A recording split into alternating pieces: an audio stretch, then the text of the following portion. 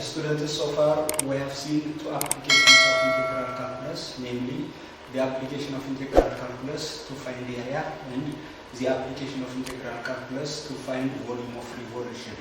Now in this presentation we'll try to see other applications of integral calculus, namely the application of integral calculus to solve problems related to work done by a force, and problems related to motion of a particle. Now, at the end of this topic, you are expected to find work done by a force on an object, and you are expected to find displacement, velocity, and acceleration of a moving body that moves in straight path. Now, let us see the application of integral calculus in order to solve what we call motion problems. As you know, for rectilinear motion, acceleration is constant. It is what? Constant. So, if you have given a constant acceleration, obviously velocity at any time t is given by the formula the integral of the acceleration function. But acceleration is constant, it is a times dt. The integral of this constant is at plus some constant. That constant is the velocity at t equals 0, therefore we can call this v0. So the velocity at any time t for rectilinear motion will be, for uniformly accelerated motion, will be at plus v0 or v0 plus at. And displacement is nothing but the integral of the velocity function. Velocity is at plus v0 dt. Now the integral of this will be half of at square minus v0 t plus some constant. That constant is the displacement at t equals 0 second. We usually take it at 0, or we can simply say it as s0. So displacement at any time t can be found by this formula: half at square plus v0 t plus s0. Now let us see practical applications. Example 1 says, assume that a particle moves along a straight path with a constant acceleration 8 at t equals 3 seconds.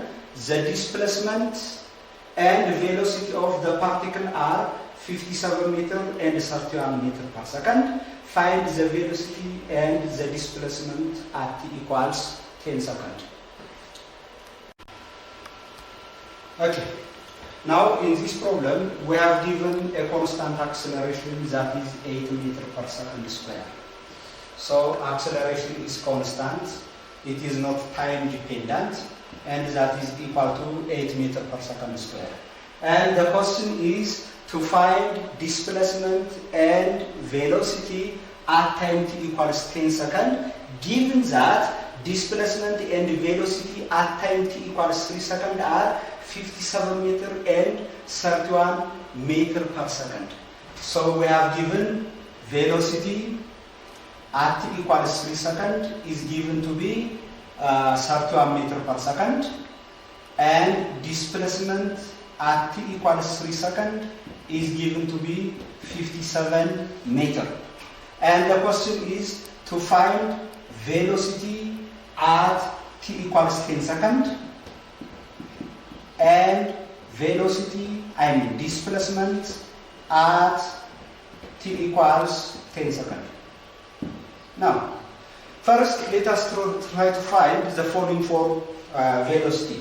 Velocity is nothing but the integral of the acceleration function. Okay? But the acceleration is a constant. It is given to be 8 meters per second square. So 8 dt. That means the integral will be 8t plus some constant. That constant is the initial velocity of that moving object. Now, we have given that V of 3 is 31. V of 3 is 31. Now from this we can calculate for V naught. So V of 3, 31 means 8 times 3 plus V naught is 31. 24 plus V naught is 31. Therefore, the initial velocity is 7 meters per second. This is the initial velocity of that moving object. So, we can write the velocity of this particle as velocity is, it is given by the formula 8t plus V naught. It is 8t plus V naught, but my V naught is calculated to be 7, so I'll have 8t plus 7. This is the velocity at any time t. And what we are asked is to calculate the velocity at t equals 10 seconds. So it is a matter of substituting 10 in place of t here. So velocity at t equals 10 seconds will be 8 times 10 plus 7, that is 87 meters per second. Therefore, at time t equals 10 seconds, the velocity of that moving object will be 87 meters per second. And the second question is to calculate displacement at t equals 10 seconds. First, let us try to find the displacement function. The displacement function is nothing but the integral of the velocity function. But the velocity function is 8t plus 7, so dt. The integral is 40 square plus 70 plus some constant. That constant is the displacement at t equals 0 second, and we can call it simply S naught. Therefore, S of 3, this is given to be, S of 3 is given to be what? 57. So if S of 3 is 4 times 3 square plus 7 times 3 plus S naught is given to be 57. This is 9 times 4, 36 plus 21 plus S naught equals 57. 57 plus S naught is 57. From this, S naught is 0. So let's rewrite the formula for S of t. S of t is 40 square plus 70 plus S naught, but S naught is what? It is 0. So the question is to calculate displacement at t equals 10 seconds. So it is a matter of substituting 10 in place of t. So you'll have 4 times 100, 400 plus 70, that is 470. This is the displacement of the particle at t equals 10 seconds. Now let us see the answers. The first one is 87 meters per second. The second one is 470 meters. Now let's pass to the second example. A particle starts from point P with a velocity of 5 meters per second. Here we have given initial velocity is given to be 5 meters per second. If it is moving along a straight line with an acceleration it is not a constant, it is time dependent, it is given by 70 square. At time t second, find the acceleration, velocity and displacement at t equals 5 seconds. The question is find the acceleration at t equals 5 seconds, find the velocity at t equals 5 seconds, and find the displacement at t equals 5 seconds. These are the questions. Now from the acceleration, first the acceleration is given to be 3t square. Therefore, the acceleration at t equals 5 seconds will be 5 square 25 times 3, that is 75. Therefore, the acceleration at equals 5 seconds will be 75. This is the first answer.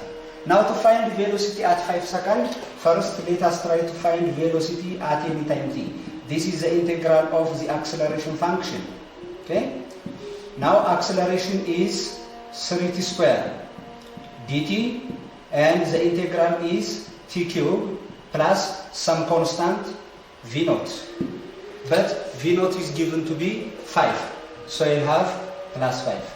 Therefore, the velocity at t equals 5 seconds will be 5 cube plus 5, 125 plus 5, that is 130 meter per second. Now at last, let's find the displacement. Displacement is the integral of the velocity function. The integral of the velocity function is t cube plus 5 dt, and the integral is 1 over 4 t cube, t power 4 plus 5t plus some constant. We can assume the displacement at t equals 0 as simply 0, so plus 0. So displacement at t equals 5 will be 1 over 4 times t the power of 4, 5 is the power of 4 plus 5 times 5. This is 625 over 4 plus 25. 4 times 25, 100, 725 over 4, and that is 108.25. Is that 108? 725 divided by 4, 1 times 4, 32, 8, 32, 5, 1, yeah, 181.25. So let us see our answers. 75, acceleration is 75, velocity is 130, and displacement is 181.25.